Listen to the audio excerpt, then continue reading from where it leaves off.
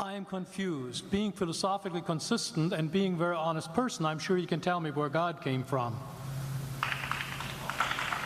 And in addition, once you've told me where God comes from, please try to clarify how you can figure that a spiritual force can have an impact on a material universe to create it.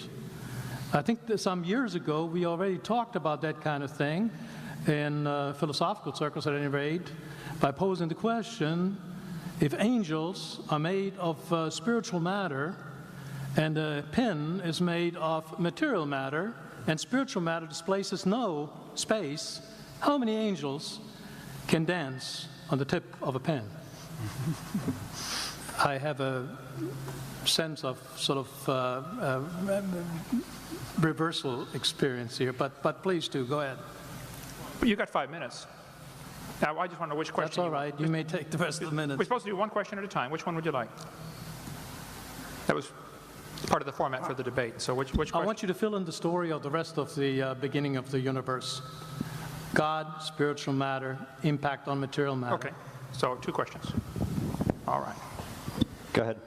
All right, your question, where did God come from, assumes that you're thinking of the wrong, obviously it displays that you're thinking of the wrong God, because the God of the Bible is not affected by time, space, or matter. If he's affected by time, space, or matter, he's not God. Time, space, and matter is what we call a continuum. All of them have to come into existence at the same instant, because if there were matter but no space, where would you put it? If there were matter and space but no time, when would you put it? You cannot have time, space, or matter independently. They have to come into existence simultaneously. The Bible answers that in 10 words. In the beginning, there's time. God created the heaven, there's space, and the earth, there's matter.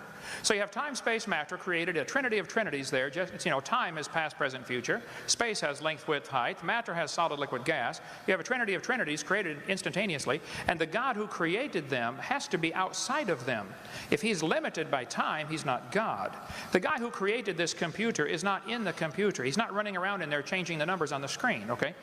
The God who created this universe is outside of the universe. He's above it, beyond it, in it, through it. He's unaffected by it.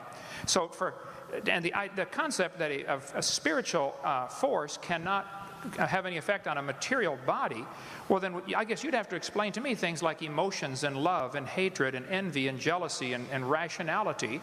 I mean, if your brain is just a random collection of chemicals that formed by chance over billions of years, how on earth can you trust your own reasoning processes and the thoughts that you think? Okay, so